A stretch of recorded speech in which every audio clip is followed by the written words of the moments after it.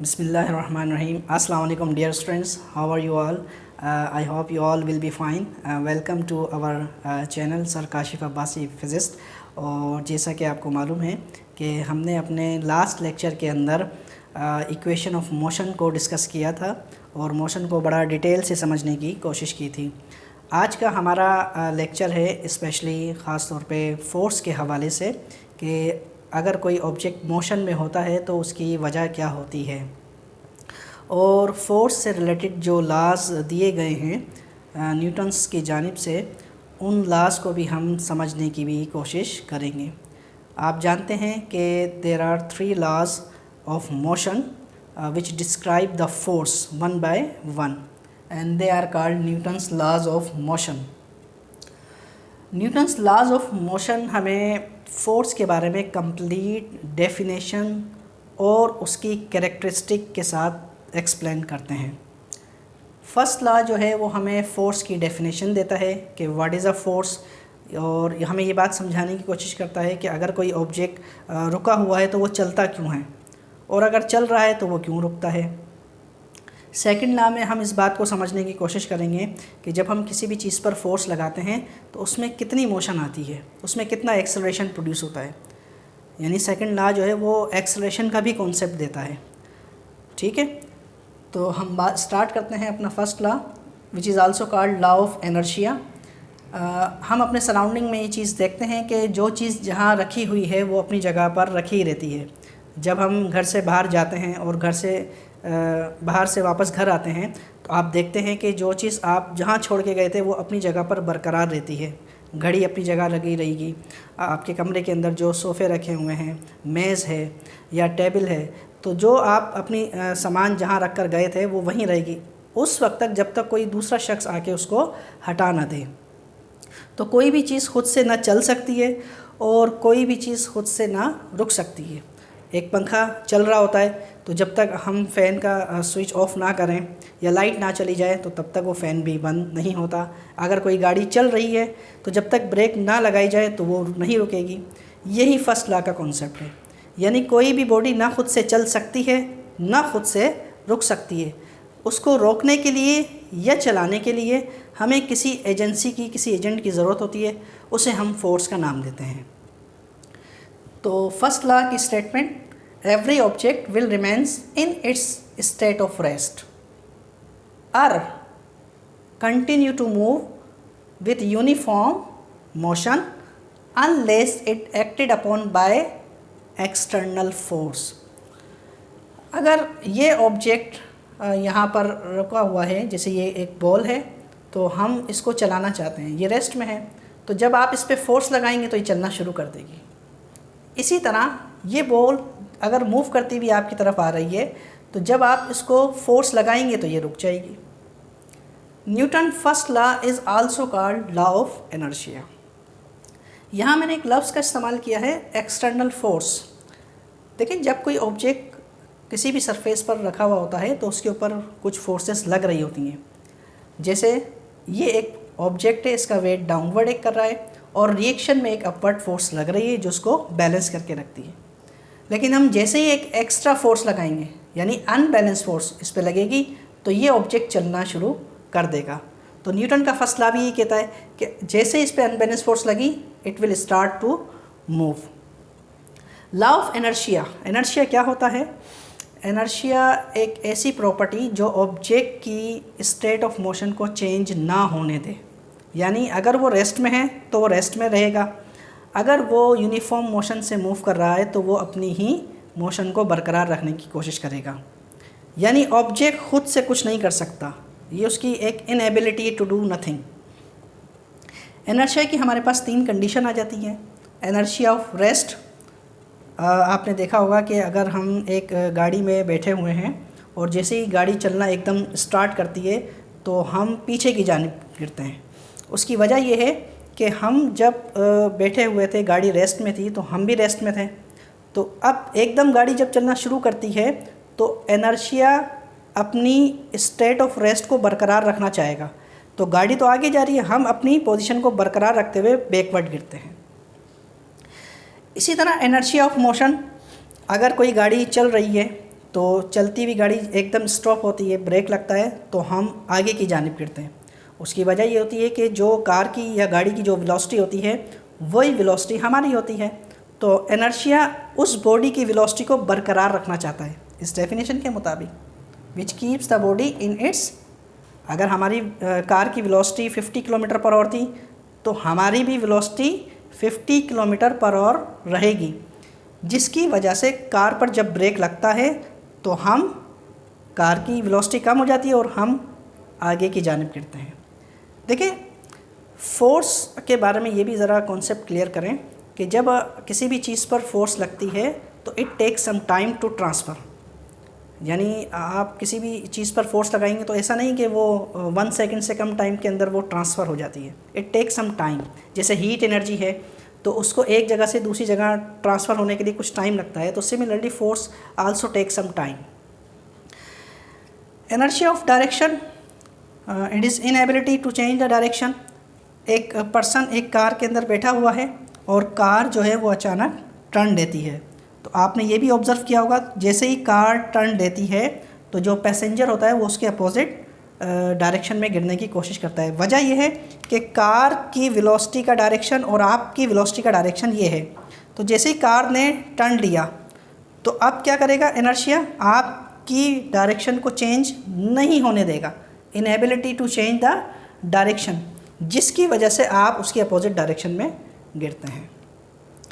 तो ये है फर्स्ट लॉ। अब हम बात करते हैं Newton second law of motion की।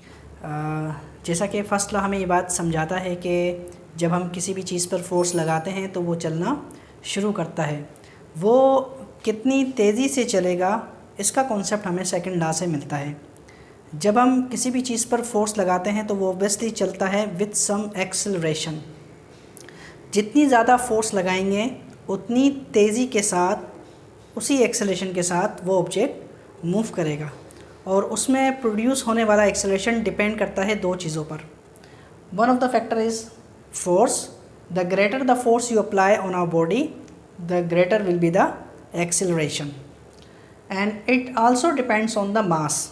अगर आप हल्की बॉडी पर फोर्स लगाते हैं, जैसे ये एक ऑब्जेक्ट है जिसका मास कोई 1 kg है, आपने इस पर फोर्स लगाई, जब आप इस पर फोर्स लगाएंगे तो it will move with large acceleration. इसी तरह अगर आपके पास एक भारी ऑब्जेक्ट है और आप इस पर ये सेम फोर्स लगाते हैं, जितनी फोर्स आपने इस बॉडी पे लगाई थी, it will move with lower acceleration, small acceleration. यानी भारी ऑब्जेक्ट को उतनी तेज़ी के साथ चलाने के लिए आपको फोर्स भी ज़्यादा लगानी पड़ेगी। तो जब हम इनको कंबाइन करते हैं तो acceleration is equal to F upon M and F is equal to M A. It is the second law of motion. You know the unit of force, F is equal to ma. Mass is measured in kilogram, acceleration is measured in meter per second square. Kilogram metre per second square is equal to newton. और अगर आपसे कहा जाए कि 1 Newton को define करें तो how can you define 1 newton? If 1 kilogram mass moves with 1 metre per second square acceleration, it is said to be 1 newton of force. अगर 1 किलोग्राम बॉडी जिसका मास हो वो 1 metre per second square acceleration के साथ move करती है तो उस पर 1 न्यूटन फोर्स काम कर रही है। इसके अलावा यूनिट सीजीएस सिस्टम में डाइन होता है। न्यूटन और डाइन के दरमियान ये रिलेशन है, डाइन बराबर होता है ग्राम सेंटीमीटर पर सेकंड स्क्वायर के। न्यूटन सेकंड लॉ की एग्जांपल की अगर हम बात करें तो जैसे आप किसी भी ऑब्जेक्ट पर फोर्स लगाते हैं वो चलना शुरू करते हैं। एक बैट्समैन हिट करता है बॉल को तो बॉल मूव करती है विद सम एक्सेलरेशन। साइकिलिंग आप करते हैं तो पैडल, जितना तेज़ी के साथ आप पैडलिंग करेंगे साइकिल उतनी तेज़ी के साथ आगे जाएगी। इसी तरह मोटर बाइक होती है तो आप उसको एक्सेलरेट करते हैं तो वो तेज़ी के साथ मूव करती है। Third law, every action has equal reaction in opposite direction. यानी जब आप किसी भी चीज़ पर फोर्स लगाते हैं, लेट्स से ये एक बॉडी ए है, ये फोर्स लगाती है किसी बॉडी बी पर, तो body B will also react in a same manner.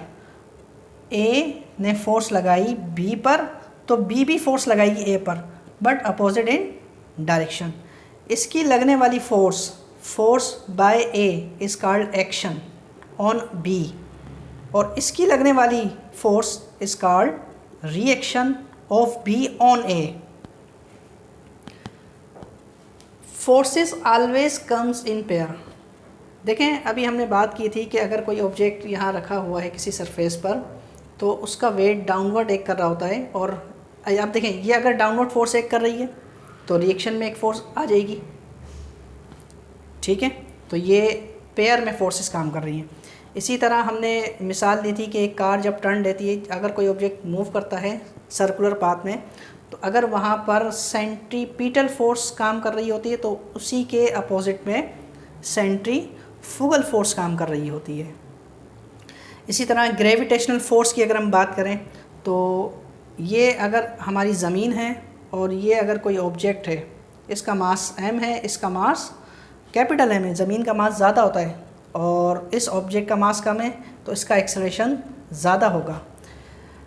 अच्छा, एक और बात यहाँ पर नोटिस करने की है कि आप देखते हैं कि every object falling towards the earth, her object जो है वो ज़मीन की तरफ गिरने की कोशिश करता है।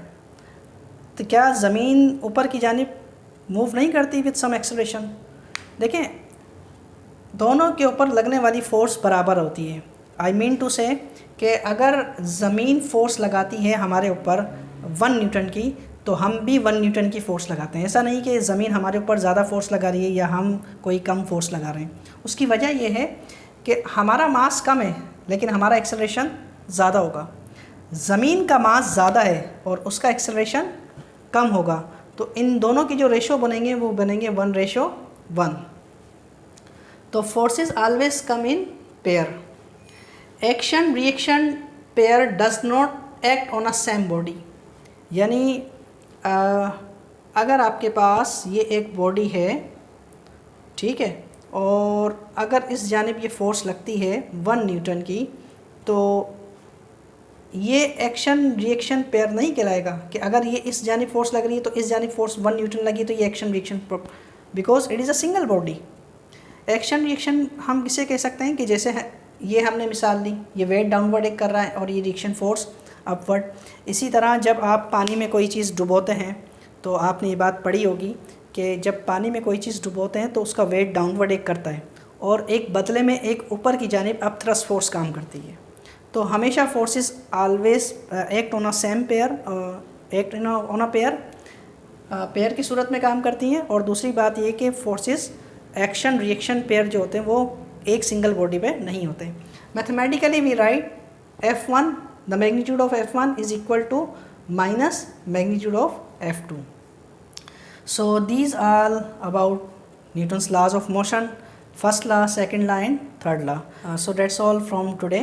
I hope that you will you will understand easily Newton first law, second law and third law. इंशाल्लाह अब हम अपने नेक्स्ट लेक्चर में मिलेंगे। Thank you.